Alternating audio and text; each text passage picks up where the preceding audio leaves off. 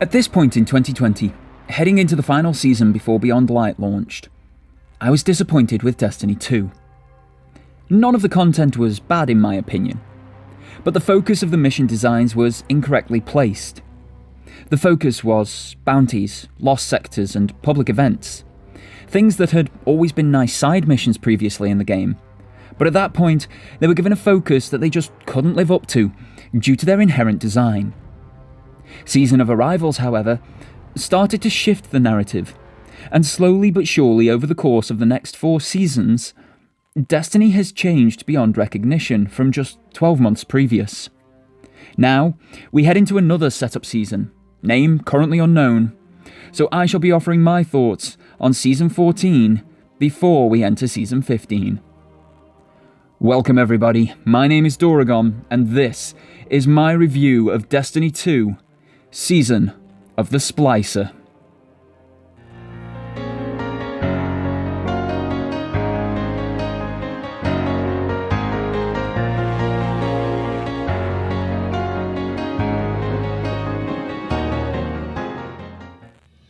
So I've been playing this franchise since day one.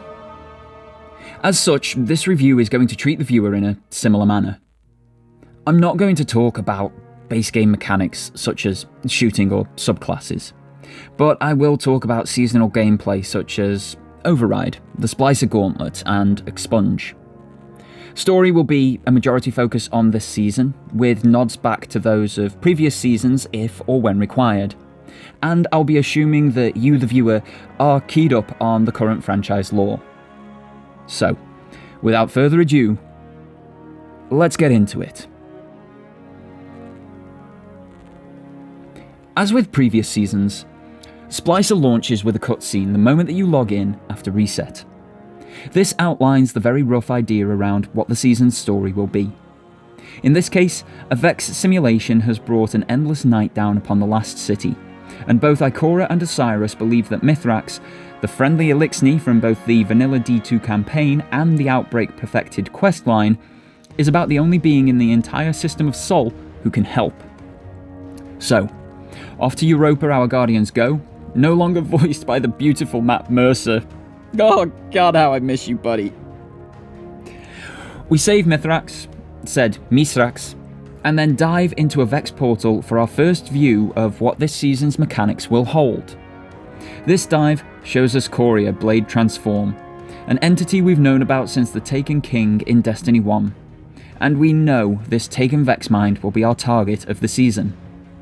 We then take story beats in an area pulled from the Scourge of the Past raid, aka the final boss arena, where, as in Season of the Chosen, our Guardian acts as the camera to frame the story.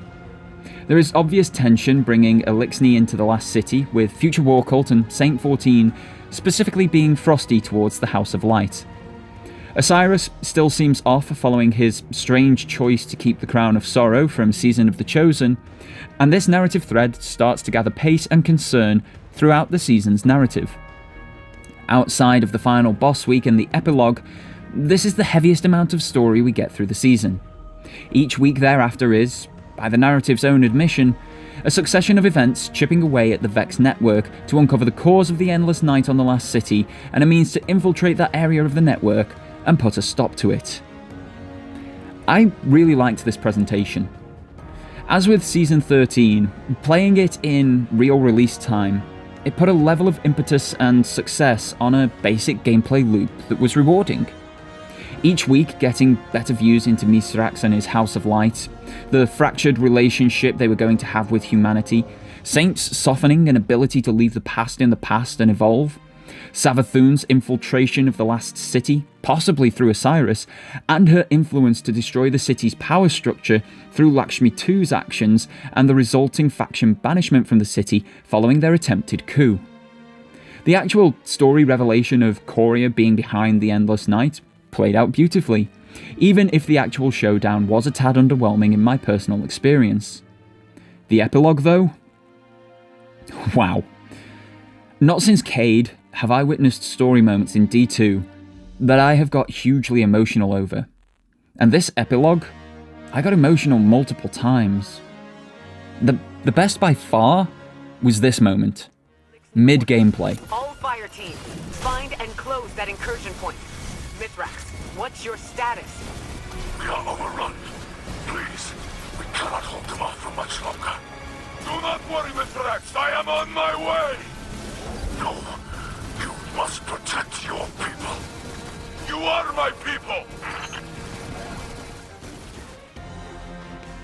My eyes flooded at this moment. How this mighty titan that we have admired from afar, who actually admired us from afar, who we saved from time and the Vex network itself, came to the aid of a new species in his city that he used to haunt with glee, and he saw no difference in them than the humans or exos he's defended for centuries, and he put himself on the line with a mighty Russian robotic cry that echoed deep in all Guardians' souls. The cutscene thereafter did it again. Saint's beautiful friendship with Mithrax, Guardian, Vanguard and Lightless alike coming together to fight the Vex and save the city and the Elixni. I'm still impressed with Amanda Holliday taking a PvP weapon into a tight PvE scenario, and Zavala taking sunset weapons too. Lakshmi's corpse and Osiris watching over the whole thing, not lifting a finger, and then ominously vanishing from the city completely. Has he been corrupted? Is Savathun's city disguise actually Osiris? Is this some 14,000 IQ play to harness the sword logic to fight darkness with darkness, following his own loss of the light? We don't know. But it left Saint without his husband, Crow without a mentor, and us in an untenable position where we may have to kill the best warlock to ever grace their ranks and incur the wrath of the greatest titan thereafter. The story of Seasons 13 and 14 have been exceptional. Now that Bungie have set an end date for this light versus darkness storyline, started way back in 2014, they're in a position to actually be able to map it all out, ramp it up, and have strong story each season, no matter how long those seasons may be. The move to using the Guardian more as a camera and a Vanguard tool or weapon rather than the central protagonist at all times has allowed a much more fluid method of storytelling. And with lore pages being required for the seasonal titles, it means most of the player base is well informed as to all of the goings-on in each season's narrative. I personally think that Season of the Splicer is the strongest on-screen story we've yet had in Destiny, full stop. It took all of the narrative threads from Seasons 12 and 13 that were overhanging, picked them up, wove them beautifully into a tapestry that spread almost exponentially as the story progressed, and wound them all together into a beautiful piece with just enough left over to begin weaving the next story in the next season. It had solid setup, revelation, characterization, payoff and intrigue, and the final week's honouring of the lost was beautiful. It simply left me wanting much, much more.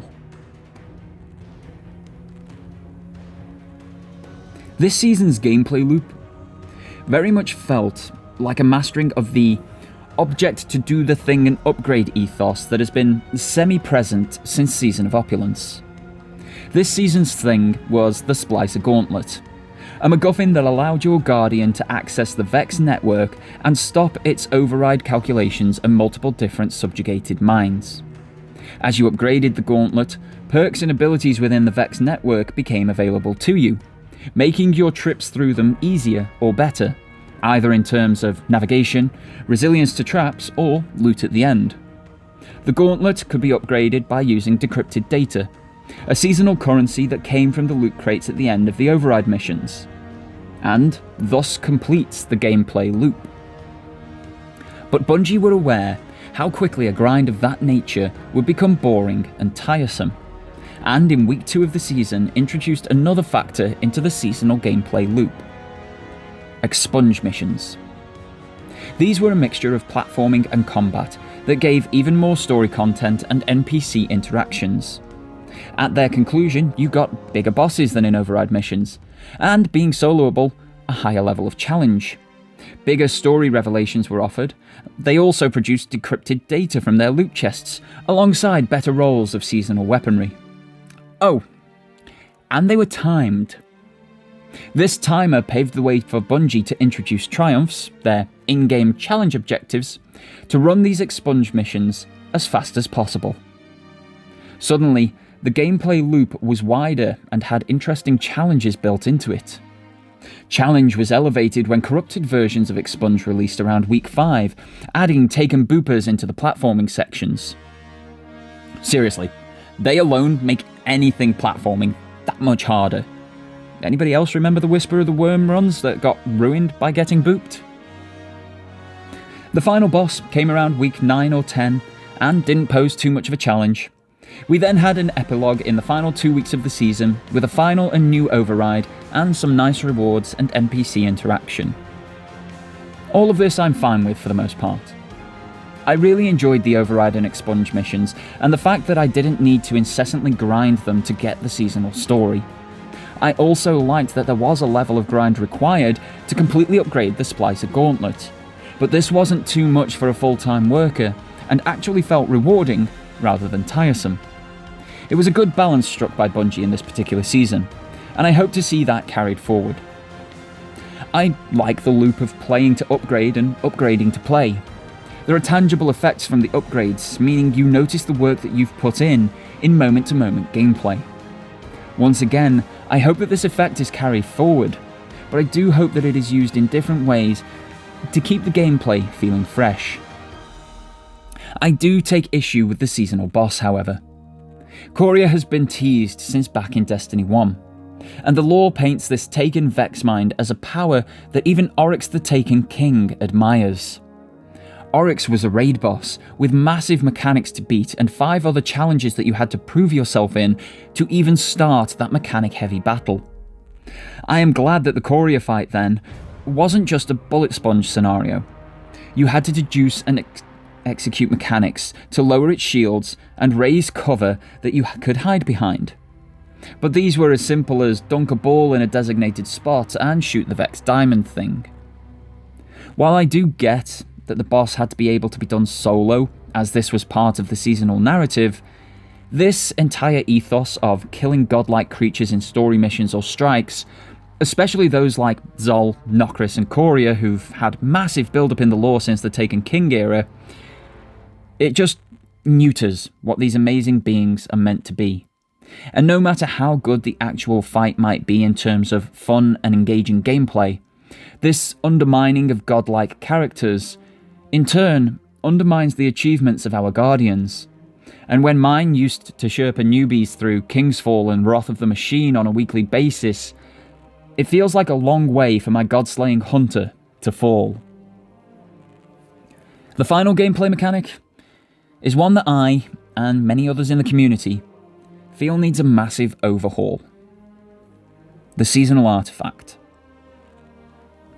There are problems with the current way that the artifact works. Before this next season drops, I can pretty much tell you what the upgrade path for next season's artifact will be. You'll get the champion mods for your preferred weapons from Column 1. Pick nearly anything from Column 2 just to open Column 3. You'll then choose the champion mods from 3, and then the hyper expensive big damage mod from Column 4. That's it. That's all the average player is going to use through the course of the season, leaving a bunch of other mods completely unused. You'll then idly earn XP throughout the season to grow your artifact power level, only for that to be reset at the next season's start. A lot of work goes into the mods that are unlockable in this artifact, and so many go completely unused.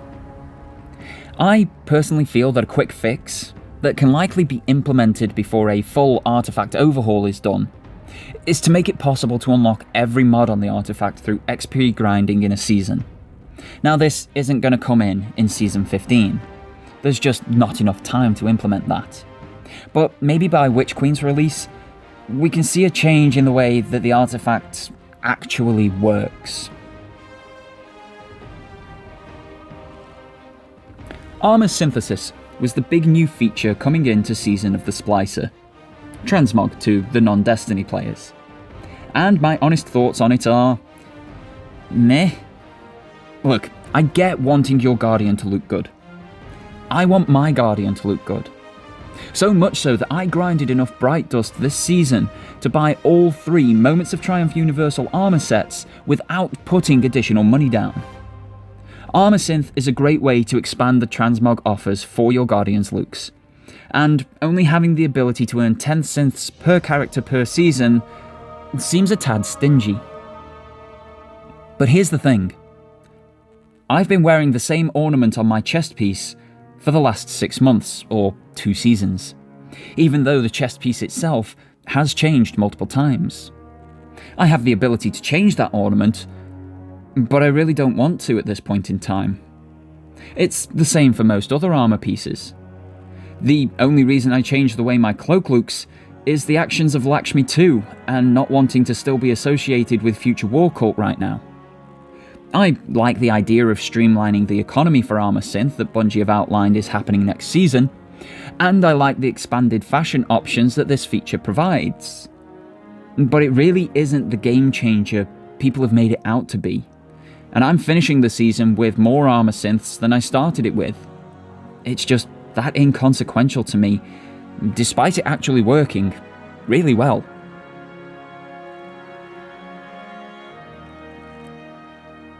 Final thoughts for Season 14 then. I've loved it. I'm a narrative and challenge-driven player, and while I can't get there as quick as the big guys whose job is playing Destiny 2, I have been able to start running master content this season. The narrative has been well-paced and interspersed around the gameplay well, and this is definitely how all on-screen stories should be told moving forward, while always looking to iterate and improve upon the formula.